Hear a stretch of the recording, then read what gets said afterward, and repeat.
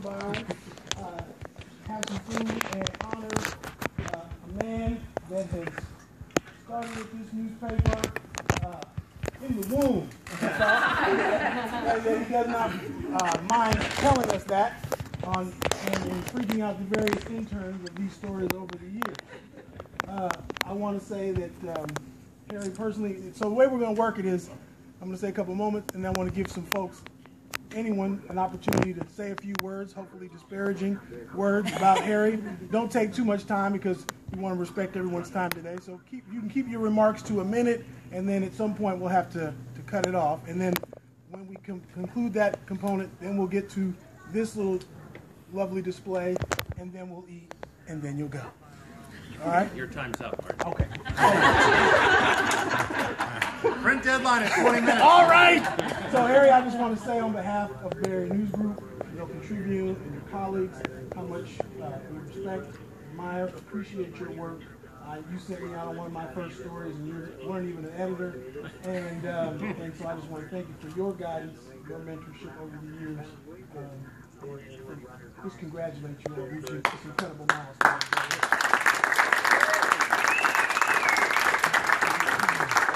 So, you want to wait for people to talk about you, or you want to talk about yourself? Well, maybe I'll talk about myself. Okay. So first, I want to acknowledge a few people here. You know, Nancy, the wife, roommate, friend, who has put up with an awful lot, and much appreciated. Kathy Gaddison. At this party. Martin and Teresa for getting the funds to pay for this.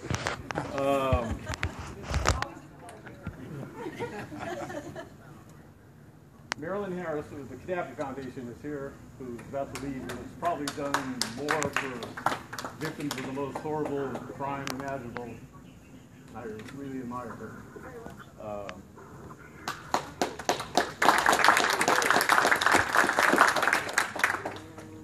There's Father Jason Ledesma, from who I've known for a long, long time, who has always been a friend and somebody, a source, and sometimes a counselor even for me.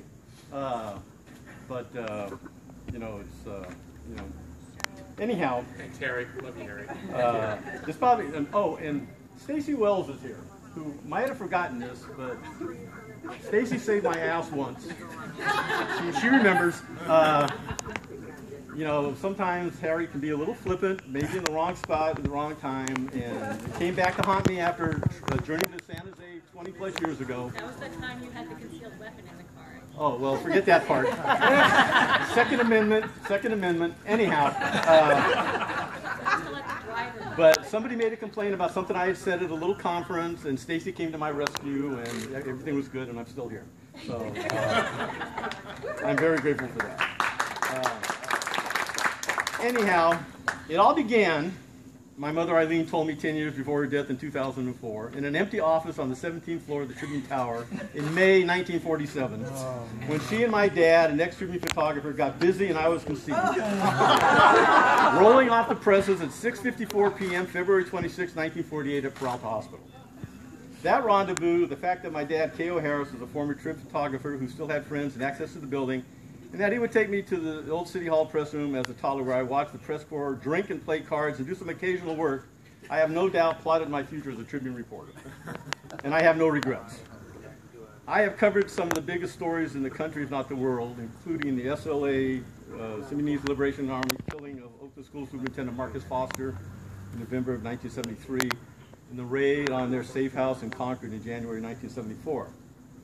The murder of Black Panther founder Huey Newton by a drug dealer in August 1999, Hells Angels Motorcycle Club, the fatal shootings of 4 Oakland police officers on one day in March 2009, the Lomi Prieto earthquake, where I stood on the street below on Cypress while Dr. Betts from Children's Hospital amputated the leg of a young kid up in the freeway to make sure he could be freed from a car where his parents had been killed in. And also the Oakland Hills firestorm. There have been at least 5,029 homicides in Oakland alone since 1972, when I became a reporter after 6 years as a copy boy and a few months as a copy editor. And by my unofficial count, I have written about at least 4,811 of them, from infants to people 80 and older. It is hard to remember all of them, but here are a few. In August of 1980, the first of many Oakland Road gang wars erupted.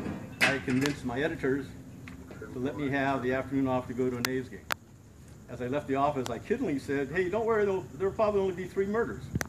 Well, shortly after I got to the game, that's what happened. They found 3 bodies in the Oakland Hills. And some of the editors thought I had withheld that to go to the game. That would never happen. This is the opportunity of overtime.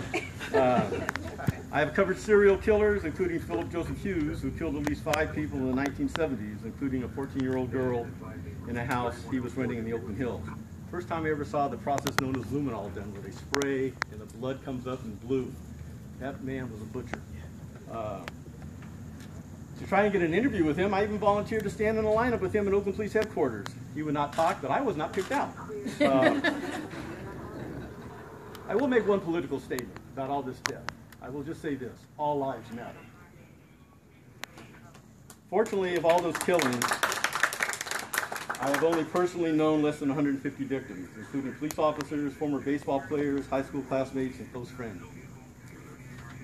I have covered who knows how many robberies, rapes, shootings, and other crimes, and some of my stories have helped solve crimes. I have also written many unkind stories about the Oakland Police Department, including the Ryder scandal and officers from other departments. Maybe not surprisingly, many of those officers still do talk to me, knowing that I had a job to do and being grateful that the stories were as fair and balanced as possible. I even once personally helped solve a rape of a woman in the Oakland Hills. I had done a story which included a description of the suspect and the car he was driving. I forgot exactly when it happened, but a few days after that horrible thing happened, I was coaching one of my kids' baseball teams. I did that for 25 years in Oakland, by the way. When I saw a guy driving a car that matched the description going up Coolidge Avenue. Got the plate, gave it to the investigators, and it was the right guy. It has not always been without some harrowing moments. The mother of a murder suspect once called me a dog and other not nice names to my face, even though another of her sons had played on one of my youth baseball teams. Go figure. A few days after writing about the murder of a man named Apondo White, a drug gang hitman who had at least 12 killings notched on his belt, when I wrote he died like some of his victims, chased down and shot in the back, his 3 sisters conference called me and vilified and threatened me. Of course, it did not go anywhere. And there was my famous 1.5-year court battle in the late 1980s involving the same murder suspect whose mom expressed her displeasure with me. He and his lawyer and his co-defendant's lawyer sued me to get my notes of an interview I did with the informant, which led to the guys being arrested. We won the case, and his cohorts were subsequently convicted. The Tribune was very glad, too, because I said if I went to jail, the first 8 months would be straight, the first 8 hours would be straight time, and the other 16 overtime.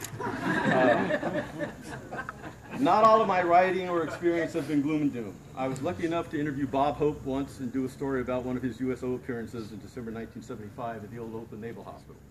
I also wrote a story about the marriage of an Oakland police officer and an Oakland firefighter who met at the horrible Hills fire.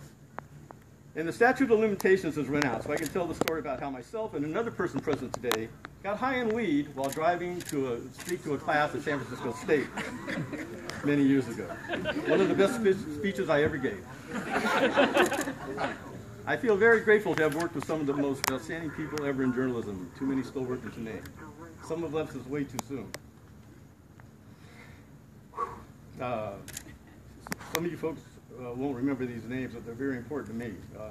Roy Grimm, Bob Cuthbertson, Frank Wooten, Gail Russ, Virgil Myford, Steve Still, Bob and Nancy Maynard, and some of you hope you do recognize Bill Brand, Kathy Schutz, Leanne McGoughlin, to name a few. I give huge thanks to my current editors, Kathleen, Pam, Patty, Daniel, and Martin, who have always protected me from probably my own worst enemy, myself. I have had opportunities to leave the Trib and go elsewhere, but have turned them all down, including the Chronicle 3 times. The reasons are simple.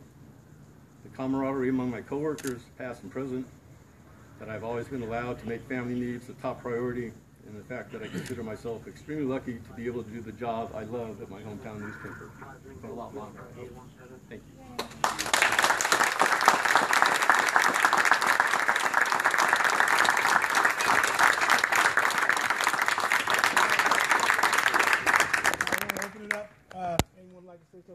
I'll say, Harry, it's a joy to work with you every day, and you're professional and enthusiastic, and everybody around you will make this job worth doing.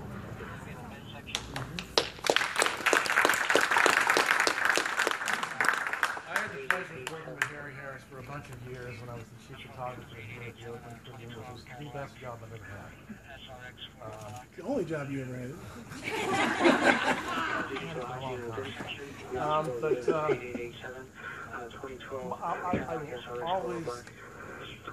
miss hearing Harry call at 6 a.m., even though my wife would say it's that fucking Harry Harris at 6 a.m. But I enjoyed all the time with you, and you're a stand-up guy. And he came to my defense one time at a homicide scene. These guys were all around me. They were getting on me, and he puts his hand in his pocket and says, "Leave him alone." Well, unfortunately, I'd raced that damn scene, blew out a tire, and I had to change the tire in front of these people. But, yeah, Harry'd already left. Anyway, congratulations, man. A lot of fun.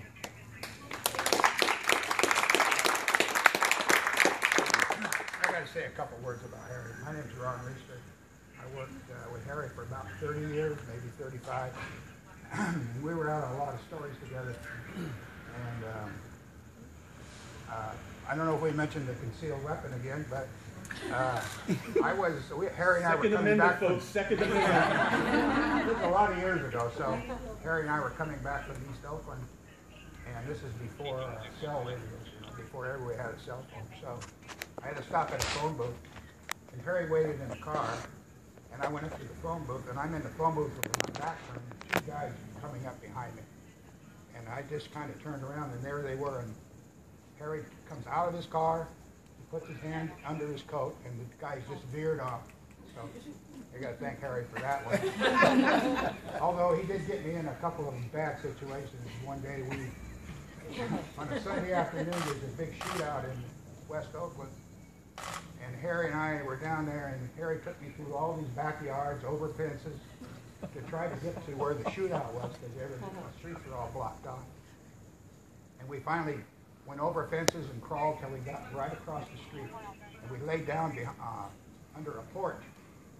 And the guy finally did come out, and there was a shootout, and the guy was killed. And Harry and I went back the next day, and there was bullet holes in the porch where we were. But one thing Ron doesn't remember is he actually caught, and there was another photographer with him at the time, his uncle Russ Reed, and they actually caught the moment of impact on the suspect as he broke through a plate of the big front window of the front room with a rifle up. Yeah. And OPD, you know, he was firing shots all day, and he didn't fire any more shots after he jumped out of that window. Yeah, the guy came out. But we did go back the next day and counted the bullet holes down where we had been thought we were taking risks. Yeah, I don't know if people would appreciate the Patty Hearst story, but it was so funny at the time. You maybe had to be there. It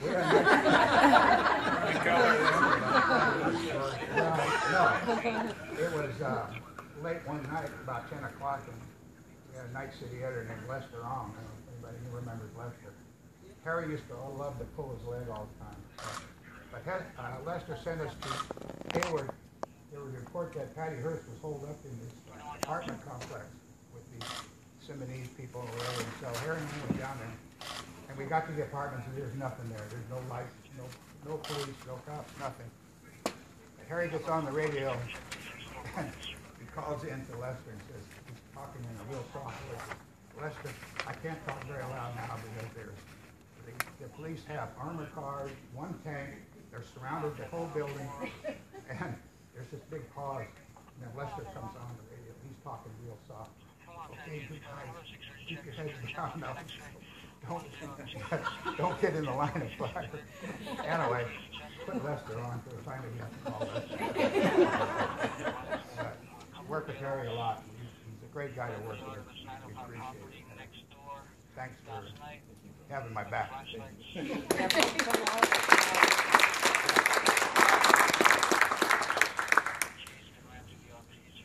let me interrupt for a minute. There's some people that I forgot to acknowledge that I should. My brother, Mark, who's here visiting from Australia. My sister, Cheryl, who just retired from the county hospital in Martinez, where she was a trauma center nurse for 30 years, who probably saved more lives than any nurse out there. So she doesn't, she doesn't talk about it.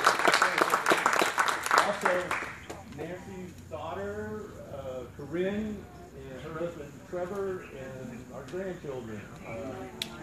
Ty is there someplace. And Sienna is being there, old about her dad, Trevor. So, anyhow. I want to say something. You know, I've worked with people about all of the investigative things, but what I love so much about you is so much around you, especially young people, the next generation, to show them the ropes and work with them. I think they broke the mold, and I appreciate every day that you do. And I've been the recipient of that 3 a.m. phone call myself. Patty and Kathleen are part of the 4 a.m., 3 a.m. club. I'm totally fine with that. Pam used to be, and Virginia used to be too, where Absolutely news fine. never stops, and as soon as I got the phone call, they would be, so we could get things in motion, and I would be calling them. Who knows what I interrupted, but, Just like, thank you. just to piggyback on that, I mean, Carrie, you're just an inspiration. And, to just to all the young reporters, Dave, both growing up under your, leadership and everything. And, I didn't mind those early morning phone calls, certainly not used to it. And anyway, I doubt if any of us will ever make it. I don't even like thanks for everything you've done and just being there for us. And, we don't talk about sports all the time. I mean, really close to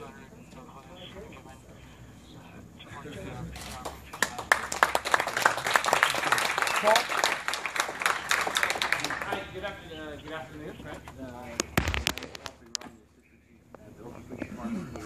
You don't know me. I'm born and raised in Oakland, and when I first became a cadet, way back in 1991, a mere blink of Harry's eye in terms of career. I had one of my inspirations to become an officer was a terrible tragedy. My best friend's dad was killed when we were waiting to go to school in the morning on 47th Avenue. The guy was getting his car towed down the street. The guy shoots at the tow truck driver. Bullet travels a block down. It hits my best friend's dad.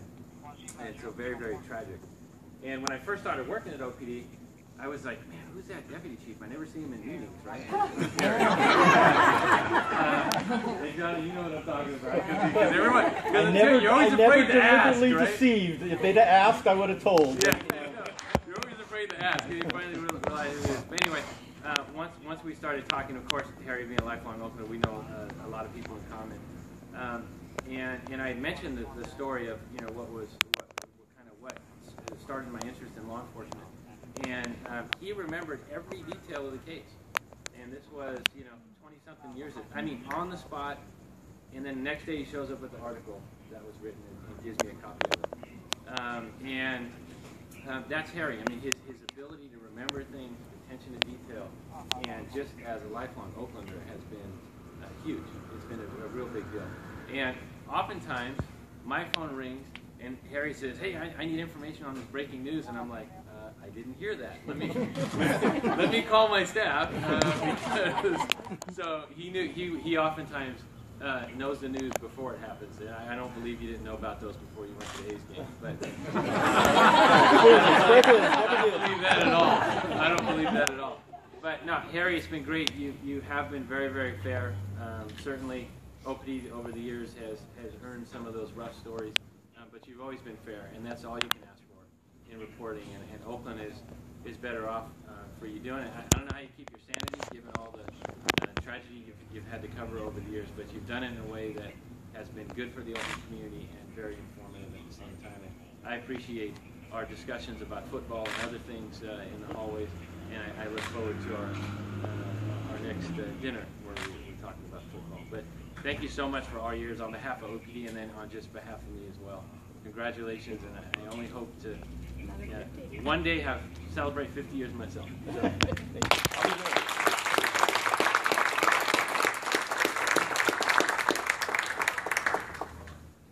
I'd like to say something real quick. My name is Officer John Watson. I'm the Public Information Officer for the Oakland Police Department. I've only been in this position about 4 years, and I'm going to go a little bit off of what you said, and there was a gentleman, where did he go? A little bit earlier. He used a swear word. I can't use it. That was Nick. Nick, you're under arrest. Yeah, that's you. You had a swear word. If I had this outfit on, I could say, I didn't have it on, I could say it, but Harry calls me all hours of the night. I've been on the verge of divorce, I can't tell you how many times. And then this is his new line. I waited.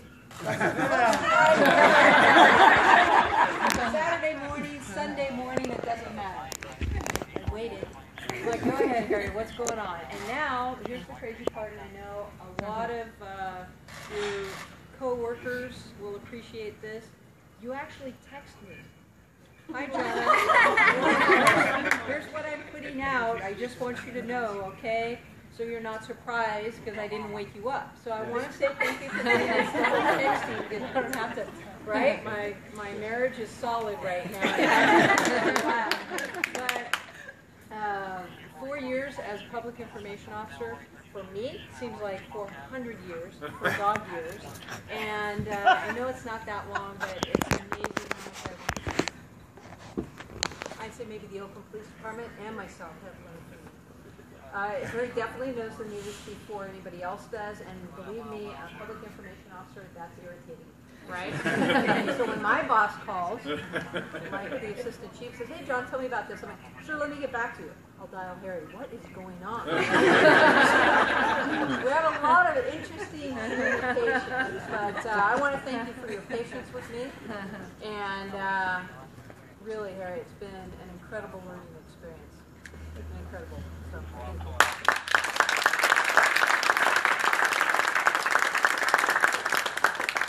you. Real quick, just Nancy's son Mike is here. My favorite former colleagues, Kelly Rayburn and John Maher, are here. So I forgot to lay down. My brother is actually retired as a college professor in Australia. Probably had the worst grades of any of us growing up, and he became a teacher. What do you think? We got time for maybe one more, or we can just jump in this. I want to make sure you guys all get fed and get back to your... Go ahead. I only worked directly with Harry for 2-3 years. He never showed me the gun or had to defend me or anything like that. It was all professional. But I will say that first I want to echo what everyone else said, that as a first-time line editor, I was really impressed with Harry bringing this ocean of institutional knowledge and sharing it with everyone around him, especially on the breaking news team. There's a lot of young reporters early in their careers, and him showing them how it's done and sharing the knowledge that he had built up over 50 years on the beat was a gracious, selfless act. You know, reporters can be very competitive, and he was always that way with people outside of the organization. He loves to beat the Chronicle, but he was always very, very happy and generous in sharing what he knew with everyone that he worked with. And as a first-time line editor, it was also incredibly impressive to work with someone who, one, would submit a story to me, I'd read it, I'd have to read it again to make sure that, no, there were no mistakes in there for me to fix. It was absolutely perfect the first time. My job can go now. And to deal with a person who could go to a crime scene, figure out what's happening, call me on the phone, and dictate a story perfectly the first time, as things were developing right then, and I would just have to listen and type exactly what he said, nothing more, nothing less, and it would be A1, A+. So it was a great pleasure, Harry. I wish I got more time with you, but I did a little bit. The big guy back there with the bald head, Paul Berlin, who is, you know, he's been retired from OPD for a long time. We came close. He grew up in East Oakland almost like as long as I did. By the way, I grew up across the street from Highland Hospital, which also probably speaks words to why I became a police reporter. But Paul is probably one of the most decorated, bravest police officers I have known. And I count myself fortunate that I was able to write about him, and that he also ran the homicide section for a long time and contributed a lot to my 401k plan through the overtime we got. Anyhow, but no, if all police officers could be like him, this place would not have any problems. Thanks, sir. Appreciate that. Everybody's talked about Harry and his writing abilities and all his skills and journalism, which is fantastic. I mean, he's above line. Has anybody ever seen Harry hammer a nail? Has anybody ever seen Harry try to fish or anything like that? No. I have a little cabin up in Tahoe, and I have this little key box. It's on the side of the garage door, and it's really simple. Some of you probably have one too. You just press 4 digits, and it opens up, and you pull it out and get the key. Well, Harry calls me up, man, what time in the morning? I can't get in. Harry, you just have to press 4 little buttons. It's 7120, my serial number. 712, I can't do it. Well, thank God I left the key in the porchway so he could just reach up the porch and get it. But yeah, Harry, great journalism, great work on By the way, regular stuff. This happened You suck. after he was gone. It was no longer a source, by the way. I love you, Harry. Harry's like my big brother. Yeah, we both kind of grew like Paul. We both grew up in East Oakland. I grew up in '78 and Bancroft. And I go back to Joseph P. Nolan and the Nolan family. And my first job was an Oakland Tribune paperboy. And I was a first-class dealer. I actually got one of those too. I was a first-class dealer for the Oakland Tribune. But I remember going into the old Tribune Tower and seeing those presses. And I tell you what, that was so impressive, seeing all that machinery and everything like that. And then I came in here today, and I looked in here, and oh man, what happened? But the pictures are still cool. Ron, man, awesome. Awesome job with those pictures. That was fantastic stuff. Anyway, Harry, congratulations.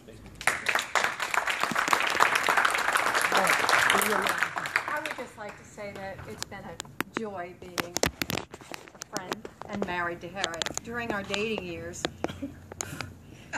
wherever we would go, there was always, oh yeah, over here there was a murder. Oh, I remember this crime scene, and it didn't seem to matter where we were going, what the event was. There was always, oh yeah, and over here I remember this. So I've seen Oakland through Harry's eyes with the crime involved. I've learned about the phone calls going off all night. I'm fortunate they don't bother me. I fall asleep. So that's worked. But I was also one of those reporters just starting out and was able to work on a couple of stories with Harry that really helped me a lot. And whatever you learn in J school or out of a book is nothing of what you learn working with Harry and next to him. And he's always there to tell you what you need to know or not, and he takes the time and never makes you feel like I'm stupid for not knowing this. And it's been a pleasure, and I cannot believe anybody can do this for 50 years at the same place, considering how I've worked for almost every paper in the area. Most of them no longer in existence, but it's really nice to have worked and known somebody as wonderful as Harry.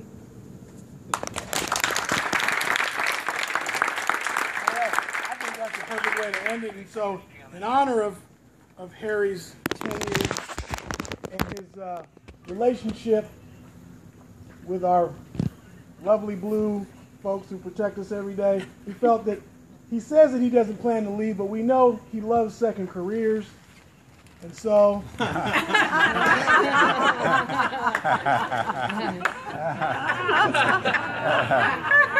is Harry arresting an innocent protester at a Black Lives Matter sometimes. But take a look, Malika, or whatever you call her. She wrote a story. You wrote another one. There's a couple of quotes from your various, and if you'll note the hair here, the style. Yeah, that's, yeah. Thank you. So take your time to look at it. Okay. Now, please have some food.